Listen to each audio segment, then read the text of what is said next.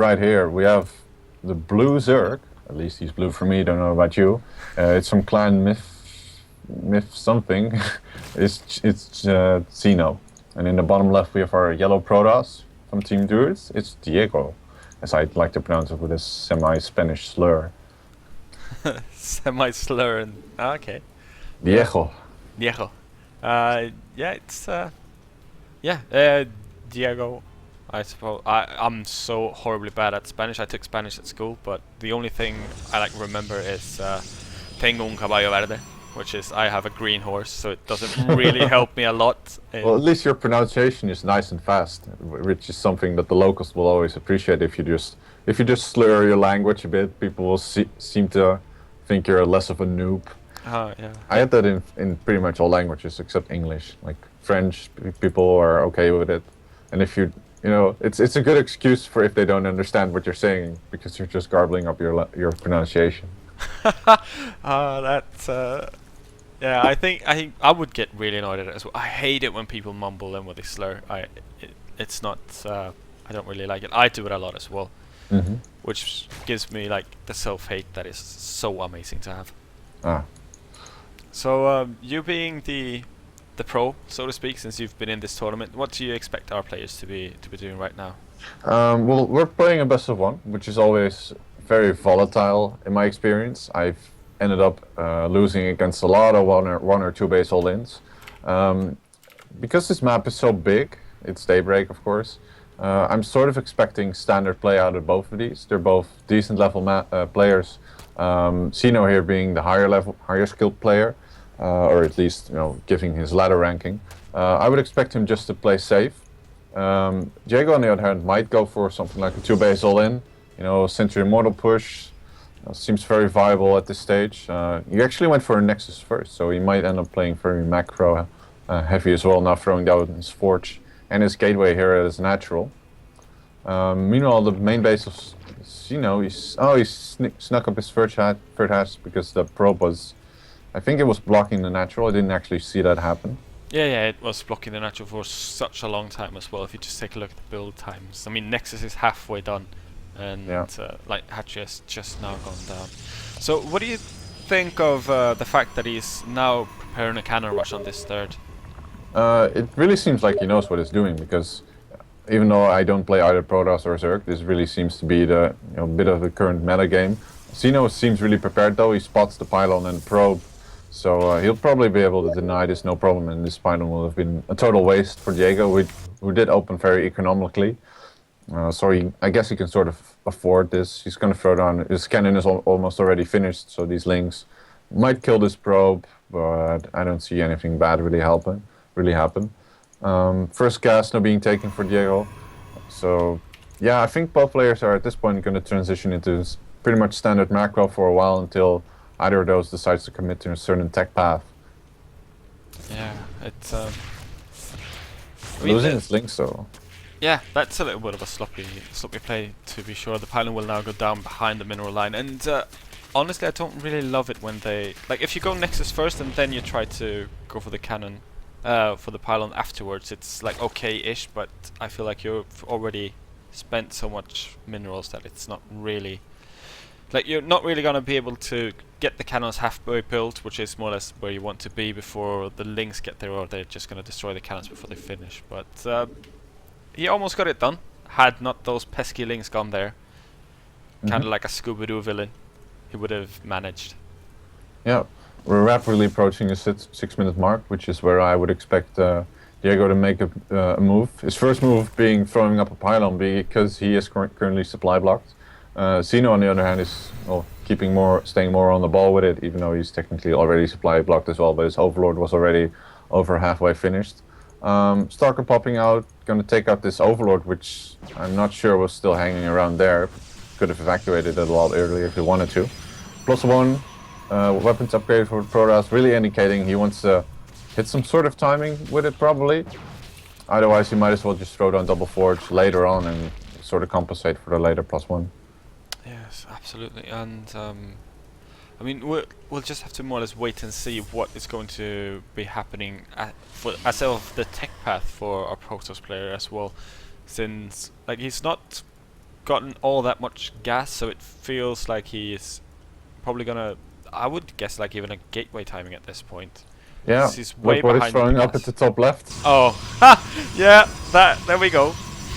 Yeah, so he was, the big tell for this was him throwing down a third gas and not a fourth, which means he's not doing a real tech committance, but he does need the additional gas in order to make enough stalkers and sentries. And he's gonna hit a timing here with the +1. It's gonna be a pretty standard 7, wait, these are, yes, 7 gate. No forward, oh, there's the forward pylon at the bottom right. And I don't think that Xenos has much of a clue. He does see the aggressive stalker, and he's currently producing, well, mostly drones, so he still doesn't have much of a clue. No, I wouldn't believe so. He also just got supply book with that second overlord getting killed off. Quite a bunch of links out already, though. They find the forward pylons. Well, not the second most forward, but they will stop one from getting warped in. That Zealot up there is just watching his pylon, but he dies. So Peter the pylon is going to fall, and now Zealot shall join him. Things are really good, looking good for Dijego, except he needs to throw down at least 2 more pylons, because otherwise he'll get supply blocked. First warp in just completed, +1 finish, +1 armor on the way, and it looks like he's going to go in. Both weren't finished, 8 roaches on the way, circling speed just about to finish.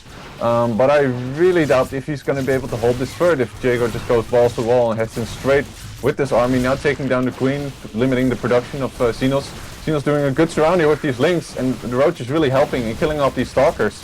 These stalkers being the main DPS of the Protoss army, while the zealots are sort of being the tanks. And while Xenos not microing his roaches up to the best result, losing quite a lot of them, and Dijego warping in more stalkers to be able to counter these roaches more effectively. Yeah, but we've got 28 links just about to pop out as well, and 28 links will just make mincemeat out of these stalkers if Protoss units can indeed become mincemeat, because I don't really think that they are all that much fleshy. The stocks are fairly low as well. He's not really going to focus the hatchery down, instead going straight for the juggler. Oh, here comes the surround. All the stalkers being perfectly surrounded by Xenos' links. And well, this might just be the complete shutdown of this all-in. Xenos still is on 3 bases and loses all of his stalkers. Yeah, so the stalkers have now got down. The forward pylons that are trying to come up are never going to be able to see the light of day. We've got a couple of more stalkers and a bunch of zealots down by the southern forward pylon as well, but the links that are already out are, I mean, they're absolutely going to be enough. He didn't quite do a lot of damage either. He only killed up 3 workers. So Xenos has almost made up for his work loss by just killing forward probes. The hatchery is going to get targeted yet again by zealots and stalkers, but we now got more than enough links out on the map. Why are the drones fighting against the zealots? That's not really. That was just a temporary distraction, and Dijego not having enough units to pull off the right moves, tanking here with the zealots while his stalkers try to target down most of the roaches. He's not even going to be able to finish off this hatchery, it seems. And well, Xenos was already going back into drone production, being really confident that he managed to hold off this attack from the Protoss. More warpins still coming in, but the roach production is just, you know, it's really unholdable. Actually, Dijego doing a decent job with this choke point here, holding it with the stalkers, but I just don't see him holding on onto this for much longer. Now we've got 14 drones killed off now, but now finally the roaches are going to join the fight again, so the drones are most likely going to get saved. We have several more roaches that are about to pop, but not all that many down here, since we no longer have a queen, so the larvae injects are going to be lacking down by the third, which means that the army is going to have to come for the natural and from his main as well, but the roaches are going to chase away these stalkers, but the all-in has not stopped yet, because when you all-in and you fail, you just have to try to all-in a little bit more and a little bit harder. We have a lot of roaches fighting right now up against the zealots. The zealots are getting whittled down though, and as you said earlier, they are going to be the meat shield for this, because a zealot will win a fight against a roach in a straight up one-on-one engagement, no micro from either side, but other than that, they're not really going to be able to do too much. And if Xeno can just hold off the Protoss onslaught for a little bit longer and get those 2 spine crawlers up, I feel like it's going to be all over and done with. The pilot has been found as well, which means that there's going to be no more forward reinforcements from the Protoss right now, and he's making himself a robo facility. I don't really know for what, other than maybe a warp prison to try to do something right into the main of his opponent, because it's a little bit late to transition now.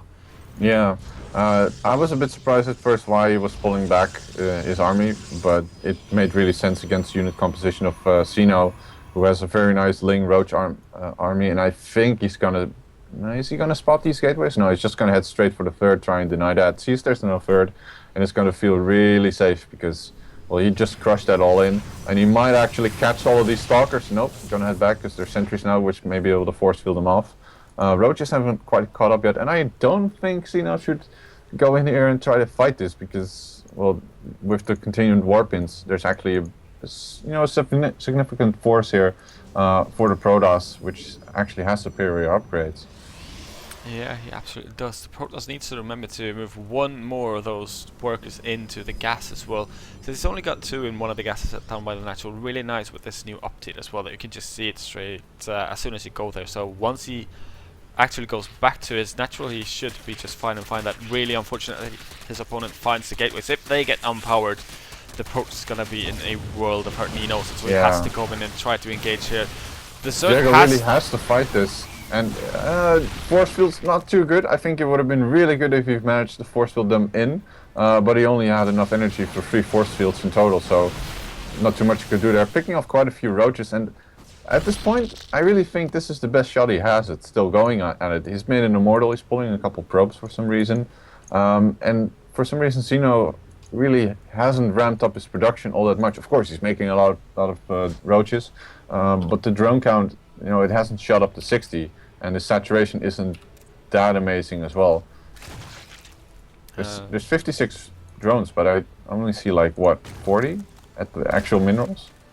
I have no idea where they are. We've got 18 plus 6. I'm not gonna try to do math on stream, but it does seem like they're not quite properly spaced out. He's going for a lot of gas, which is really good because he can now make 8 infestors. Yeah, that's what he was going for, just getting those infestors out so you can really fungal off that big gateway army and just shut it down before it even reaches your base, so to speak. I was just saying that he has a third up, but he's not really using it, and Dijego now heading up to the high ground, splitting off a bunch of zealots for no apparent reason, which are going to get taken out by these links and these infestors. Fungal's now finally okay, this infestor is stuck, and good force fields here. You should actually focus down these roaches as much as you can with this next warping of stalkers.